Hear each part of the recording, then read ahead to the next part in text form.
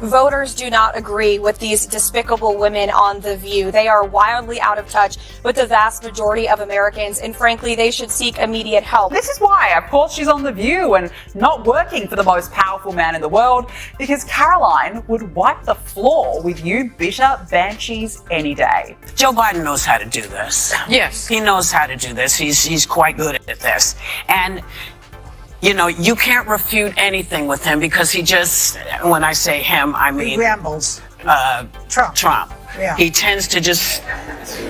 But can I mention one thing? A few days ago, we brought you the intense verbal clash between the new White House press secretary Karoline Leavitt and Whoopi Goldberg. But what we didn't get a chance to show you thanks to time limits were the full details of the encounter and those jaw-dropping reactions. So get ready, because what you're about to see will leave you stunned. And hey, don't forget to hit that subscribe button if you want to catch more unforgettable moments like this one. I too am a working mom and always have been. I've been a professional woman since I graduated from college or law school. But now there's, I think, a good thing, which is like the restoration of valuing so-called traditional moms, and that's great. The women who take care of their kids full time. Most of my best friends are doing exactly that. But it seems like in the right, there's like a bit of a shift toward like, you can't do what Karoline's doing. That's actually like an unsafe or a dangerous or a bad choice for families, for children, which I reject wholesale, but you hear it more and more. Yeah. Do you hear that? Off the bat, the woke mob did what it does best, lose its mind and try to mom shame her. Because apparently, if you dare outwit the self-proclaimed queen of woke, Whoopi Goldberg, her army of minions will swoop in like Twitter trolls on a viral hashtag, and with the woke brigade, nothing. And I mean, nothing is off limits. Not your arguments, not your character, and certainly not your family. So what was their brilliant comeback after Leavitt verbally suplexed Goldberg on national TV? Did they challenge her facts or professionalism? Nope. They went full 1950s and asked why a mother of a 7-month-old was even working? Yes, folks. The same crowd that screams women can do it all suddenly hit pause and decided this particular working mom had crossed the line. Apparently, if you embarrass a daytime talk show host, you're supposed to go home bake cookies and reflect on your life choices. Deception at its finest, self-awareness nowhere to be found. I would reject that it's a bad choice. Is it a tough choice? Absolutely. You know, as a mother, you want to be with your child 24/7. You have that maternal instinct. 27. Yeah. Not all the time. Well, right now, yes, because he's 7 months and just squishy and lovable, but I'm sure that will change. No, but you know, you do have that maternal instinct, but also recognizing, like, I'm doing this work for my son and for all children to make this country better, and it's a once-in-a-lifetime opportunity. Honestly, Karoline is making some sound points, and I have no idea why people are hating on a hardworking mother in the first place. Let's see what she has to say next. It's also it's temporary, right? In 4 years, my son will be 4 years old and the president will no longer be at the White House, and then I'll move on and do something else. But, you know, this chaos of 24/7 work is a temporary matter. And that's what at least I tell myself to get through these very long and hard days.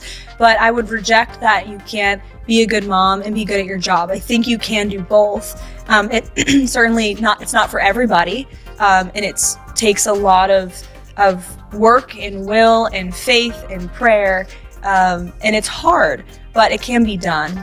And, you know, I would reject that. And just like that, Carol Leavitt effortlessly smashes the woke anger like swatting away a fly with a sledgehammer. She calmly drops what should be common sense. Yes, it's totally possible to balance motherhood and a career without having to trade one for the other. Groundbreaking, right? Someone call the think tanks. But here's where Leavitt really flips the script. She unapologetically embraces traditional values, admitting that juggling work and raising a child is tough, and not every woman is cut out for it. Shocking, I know a woman actually daring to say, hey, my lifestyle isn't one size fits all, unlike the left's. You can have it all or you failed feminism. Mantra Leavitt offers a more mature perspective. She gracefully points out that women who choose full-time motherhood deserve respect, not condescension, because believe it or not, nurturing the next generation is just as valuable as climbing the corporate. Later in the end, Leavitt doesn't just win the argument. She lays bare the left's hypocrisy for what it truly is. Performative empowerment with an of mom shaming, but if you thought the left couldn't sink any lower, they managed to surprise you with a brand new rock bottom conspiracy theories. I mean, I gotta ask you, because they said it, are you aware of any plots from Elon Musk to push President Trump down the stairs? Absolutely not. Let me be unequivocally clear about that. And watching this clip, I couldn't help but think how ironic that Whoopi Goldberg and Joy Behar and the rest of the ladies on The View spend their time calling Republicans the conspiracy theorists. But they have been wrong about everything they have said over the last couple of years. They likened President Trump to Hitler. They have mocked him. They have shamed him. They have lied about him consistently on their show. And it was a joy to watch them on November the 6th when they realized that tens of millions of Americans do not listen to the lies that they have spewed. These women are completely out of touch with reality. Yes, you heard that right. The left, the self-proclaimed champions of facts, evidence, and logic, have officially swapped their science-backed yard signs for Tyne foil hats. They've dropped to the level of low-budget conspiracy theorists you'd expect to find shouting on a street corner with a cardboard sign, and their latest jaw-dropper of a theory, brace yourself. Apparently, Elon Musk, the guy who's busy launching rockets and revolutionizing transportation, has secretly hatched a plot to take down Trump by pushing him down the stairs. Yes, really, because nothing says billionaire master plan like schoolyard tactics. And leading this intellectual crusade, none other than The View's finest, the daytime talk show harpies who've somehow convinced themselves they're running a congressional committee from their coffee table. Why? Because Leavitt had the audacity to destroy their queen bee. And now they want their pound of flesh, so who better to target than Leavitt's boss Donald Trump and his buddy Elon Musk. It's like watching comedy write itself. But Karoline Leavitt is about to let that nonsense slide. She hit back with a few choice words that didn't just debunk the lunacy. They had the conspiracy crowd scrambling to cook up their next half-baked theory. A lot of women are preparing themselves for the impact of the incoming administration, which has led to this growing mantra from male right-wing incels. Your body, my choice. Say that to my face. Never one to back down easily, Whoopi Goldberg gathered what little courage she had left to take another swing at Karoline Leavitt. Though, of course, it was indirect. Even she knows the kind of verbal obliteration that awaits anyone foolish. Enough to challenge Leavitt head-in, so instead of confronting Leavitt directly, Goldberg took the coward's route. She turned her sights on Trump, and that's when she did the unthinkable. Right there on national television, Goldberg spat after uttering Trump's name like a cartoon villain tasting defeat for the first time. Classy, right? Because nothing screams intellectual rebuttal like spitting on cue. Well, Leavitt didn't let that one slide. She fired back with the precision of a surgeon and the force of a freight train. This is what passes for debate now. Leavitt scoffed. When you can't win on facts, you resort to playground antics. Imagine being so triggered by one man's name that you start spitting like a toddler refusing broccoli. It's beyond embarrassing. No wonder daytime TV ratings are crashing. And she didn't stop there. Leavitt called out the hypocrisy loud and clear. These are the same people preaching civility and respect. Yet here they are turning ABC into a slapstick comedy show. By the time Leavitt was done, Goldberg's bold move looked less like defiance and more like desperation. The internet took notice, memes flooded in faster than The View's producers could hit the commercial break. Many who witnessed the heated exchange threw their support behind the White House press secretary, one user posted.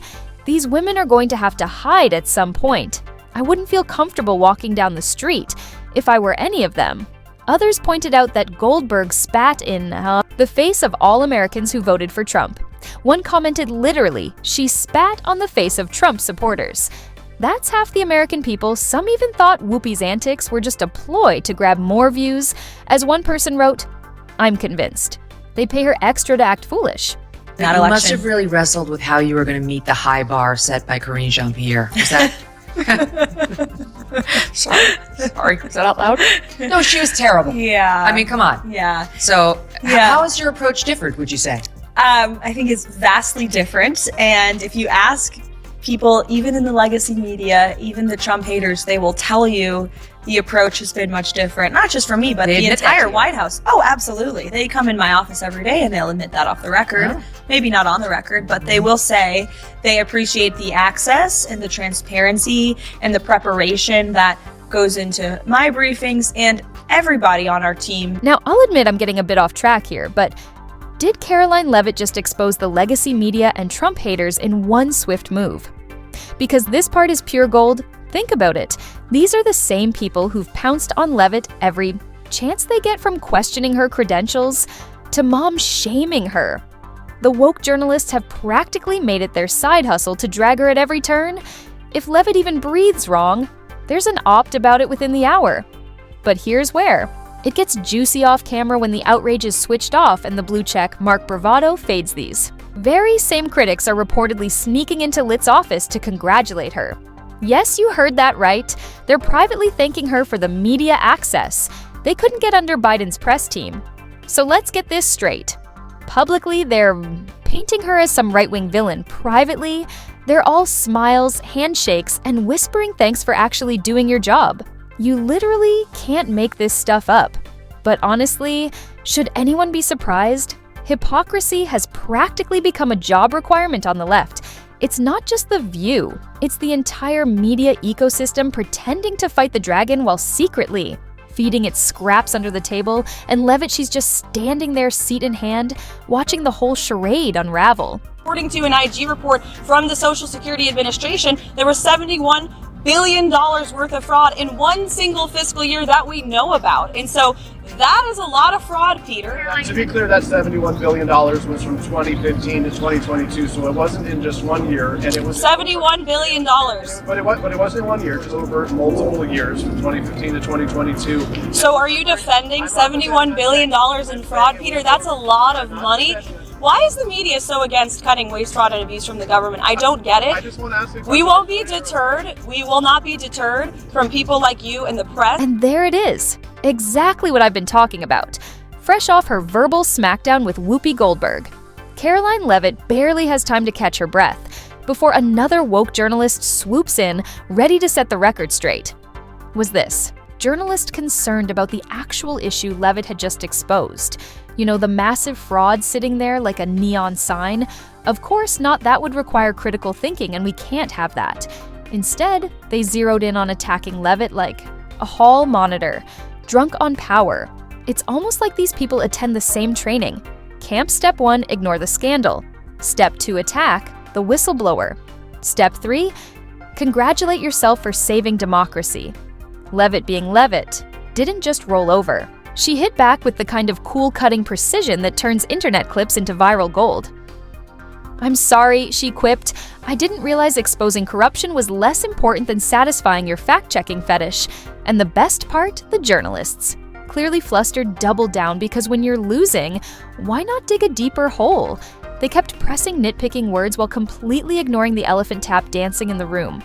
By the time Leavitt was done, it wasn't just a debate. It was a full-blown demolition. The journalist walked away looking less like a truth seeker and more like an unpaid PR rep for the very fraud Leavitt had just exposed. It left me wondering how exactly Leavitt prepares to face the press, because she sure seems to have her finger on the pulse of just about every issue. Take a listen. How do you prepare? Because you can't know everything, and you could get asked anything. And unlike Karine Jean-Pierre, you're not out there reading and furiously flipping through your tabs to try to find an answer somebody else has written for you. So how are you preparing? So I did prepare a binder for the first briefing. My great assistant, Keegan, put it together. And then I showed up to work and it was like this thick. And I was like, I can't even move this. I can't use this. It was too cumbersome for my brain and the way I learn and think and study to have that. It felt like added weight. And I said, I want to just go in there and speak from my mind and from my heart. Like your boss. Like my boss. And that right there is the secret behind Karoline. Litt's lightning-fast responses and deadly clapbacks. She's not reading from a script or running her words through a woke-approved filter. She speaks from the heart, plain and simple. Unlike her woke counterparts who need a focus group, a PR consultant, and a thesaurus to churn out the perfect inclusive yet outraged soundbite, Leavitt skips the theatrics, no hypocrisy, no obfuscation, just raw, unfiltered reality, the kind that lands harder than their rehashed talking points ever could, while the left is busy doing mental gymnastics to avoid offending their own echo chamber. Leavitt is out here saying exactly what everyone else is thinking. And the best part, she doesn't just talk the talk. She backs it up with facts, receipts, and the kind of confidence that leaves her critics blinking like deer in headlights. It's almost unfair while the woke brigade is busy crafting the perfect insult thread on X, formerly Twitter for those. Still pretending it's 2016, Leavitt's already 5 steps ahead, dismantling their cases before they even hit post. In a world drowned in virtue, signaling and performative outrage, Litt's authenticity isn't just refreshing, it's a threat to those whose entire platform is built on smoke mirrors and selective outrage, so hearing Joy Behar and Whoopi Goldberg reduce such an obviously intelligent and talented woman to her looks, it's not just disingenuous, it's downright disheartening. And I think clarify, she's probably been put in there because according to Donald Trump, she's a 10. You know that's what it is. I want to be clear, though, it's not her first job. It was her first press briefing. She worked in the previous Trump administration. It's starting to seem like the women on The View aren't just offended by Karoline Leavitt, they're envious of her sharp intellect, her poise, and naturally her rapid ascent to fame because, let's be honest, Leavitt's achieved more in a few years than they've managed after decades of yelling into the abyss. And when jealousy takes over, reason tends to go out the window. So, what's their game plan? Easy, say whatever they can, no matter how absurd, petty, or blatantly hypocritical, just to bring her down. It's like watching High School Mean Girls, but with worse opinions and a much bigger budget. They can't go after her record. It's rock solid. They can't challenge her arguments. She destroys them effortlessly, so they fall back on. The classic move from the woke playbook character assassination. Oh, she's only successful because of Trump. They whine, conveniently forgetting that Leavitt was already making waves. Long before she ever stepped into the White House press room, they cry as if they'd ever make the same accusation about a liberal mom balancing work and family. It's absurd. The more they flail, the clearer it gets. This isn't about politics. It's about envy. Leavitt is winning the culture war just by existing. And the more successful she becomes, the louder the tantrums grow. No one makes this more obvious than Michael Knowles. She's a very nice looking lady, but it isn't true that that's why she got the job. She got the job because she was the national spokesman for the campaign, and she did a very good job at in that role. And the campaign was hugely successful and communicated very effectively. That is why she got the job. Even if Karoline Leavitt weren't a pretty lady, even if she were a male, gremlin, monstrous-looking fellow, she still would have gotten the job based on how effective the campaign communications was. Furthermore, Karoline Leavitt ran for Congress. I was talking to Roger Stone about this when we were trying to figure out who the picks for the administration were going to be.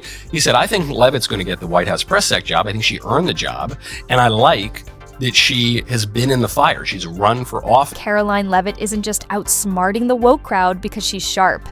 Though, let's be real, she definitely is. It's not just book smarts or witty one-liners. This woman's got real experience. Remember, her congressional run, she didn't just show up like some token Jen. Zed candidate chasing retweets, she won the Republican primary, crushing her opponents like a freight train with no brakes. And who got left in the dust? Matt Mowers, a former Trump administration official who was supposed to be the front-runner. Spoiler alert, he wasn't sure Leavitt eventually lost to the Democrat incumbent Chris Pappas, but it wasn't some crushing defeat. She made the establishment sweat, proving she wasn't just another talking head. She was a fighter. That campaign wasn't just another bullet point on her resume. It was a crash course in real-world politics, the kind woke pundits like to pretend they grasp while sipping lattes and drafting their next fact check. So when Leavitt steps up to the podium and delivers those quick, sharp comebacks, it's not just youthful confidence, it's the honed skill of someone who's been in the trenches taking blows. And coming out tougher, no wonder the left can't stand her. She's everything they claim to support, but secretly fear smart, resilient, and actually effective. Now to the cackling witch herself, Joy Behar from The View, whose jealousy is something to behold. Here is her assessment of Trump's new White House press secretary, Karoline Leavitt. I think she's probably been put in there because according to Donald Trump, she's a 10. You know that's what it is. I want to be clear, though, it's not her first job. It was her first press briefing. She worked in the previous Trump administration. The ever-empowering feminist, Joy herself, everyone. And this is why, of course, she's on The View and not working for the most powerful man in the world, because Karoline would wipe the floor with you bitter banshees any day. Yep. As we've already pointed out, the ladies on The View aren't just annoyed by Karoline Leavitt. They're jealous, and who could blame them while they sit on daytime TV recycling the same tired talking points and talking trash. Leavitt is out. Here, working for the most powerful man on earth, let that sink in. They're complaining from a cushy studio couch, while Leavitt is shaping narratives from inside the White House. It's not just a difference in job titles, it's a difference in relevance. And here's the kicker, they know they can't compete with her intellect, composure, or political savvy. That's why, every time they try to go toe-to-toe with her, it ends the same way Leavitt's schooling them, armed with nothing but facts and a killer smile Whoopi and her. Crew throw tantrums, Leavitt throws receipts, they stir up anger, she drops truth bombs. It's like watching a pro spar with armchair reviewers. The jealousy isn't just obvious, it's downright tangible, because deep down they know that if they ever had to swap places with Leavitt, they wouldn't last 5 minutes in her shoes. The CNN guy, Jim Acosta? Oh wait, he's not on CNN anymore. That's right. He was like, it was just so, I would say, you don't mind the aggressive questions, you take the aggressive questions, but it was just always to the point that it was like, how do you destroy Donald Trump? How do you destroy the individuals and staff? It was so, when they do say Trump derangement syndrome, and I do think that there's also Elon Musk derangement syndrome happening too with the media, because they don't know how to handle it. How do you view that differently from the first administration till now? Well, first of all, since you brought up Jim Acosta, he's been saying some not so nice things about me online, and I've resisted responding, but since you brought him up, I'd like to say, let's go. Jim, at least I have a job, Jim, okay? Just saying. And another brutal clapback from the undisputed queen of comebacks. Karoline Leavitt at this point, it's like watching a master chef school someone who just figured out how to boil water. And this right here is exactly why Whoopi Goldberg wouldn't dare face off with Leavitt in a real showdown. It's not just about losing, it's about getting obliterated in front of millions. Whoopi might be loud, but noise doesn't win battles. Leavitt plays chess while Goldberg's stuck playing checkers with half the pieces missing. Every insult Whoopi tosses gets thrown right back at her, but sharper with a side of bless your heart. Deep down, Whoopi knows the truth she can. Put on a show all she wants from the comfort of The View's echo chamber, but in a real debate, it would be a knockout before the first commercial break. And with that, we wrap up today's episode. If you enjoyed our sharp take on the latest political, buzz hit that like button and subscribe for more thought-provoking content. Thanks for watching, and we'll catch you in the